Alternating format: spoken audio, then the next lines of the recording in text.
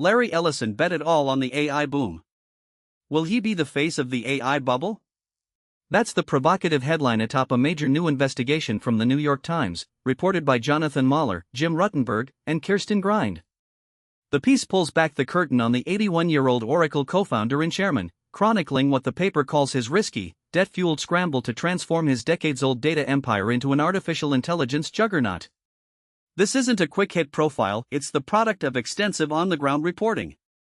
The team interviewed dozens of people close to Ellison and Oracle, traveling to Silicon Valley, San Francisco, Hawaii, and New York to gather first-hand accounts.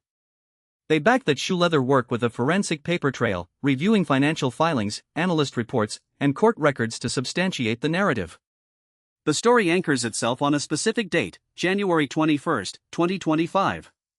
That day appears to mark a pivotal moment in Ellison's long career, an inflection point where his big bet on the AI boom either cements his legacy or exposes the fragility of a strategy built on borrowed money and boundless ambition. The headline frames a central tension that runs through the reporting. Ellison has survived and thrived through multiple technology cycles, from the relational database revolution to the cloud wars, but the AI boom presents a fundamentally different scale of risk and reward. The article explores how a man who built his fortune on enterprise software is now wagering the company's future and his own reputation on a technology wave that many observers worry may be overheating.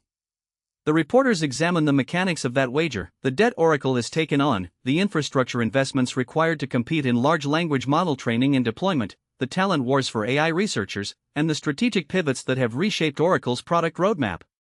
They also dig into Ellison's personal involvement, his management style, his relationships with key lieutenants, his homes in Hawaii and California that serve as informal command centers, and the circle of advisors and family members who influence his decisions.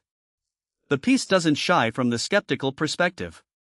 It gives voice to analysts and former executives who question whether Oracle's late entry into the AI infrastructure race can overcome the massive head starts of Microsoft, Amazon, and Google. It weighs the financial exposure, billions in capital expenditures financed through debt markets at a time when interest rates have risen, creating a mismatch between long-term AI investments and near-term debt service. And it raises the bubble question directly. If the AI investment cycle turns out to be a classic hype-driven overshoot, Ellison's concentrated bet could make him the most visible casualty, the face of the excess. Yet the reporting also captures why Ellison believes this time is different. His career has been defined by spotting paradigm shifts early, sometimes controversially early, and doubling down while competitors hesitate. The article traces that pattern from Oracle's founding bet on SQL, through the network computer initiative, the cloud transition, and now the AI pivot. In each case, Ellison's conviction preceded the consensus.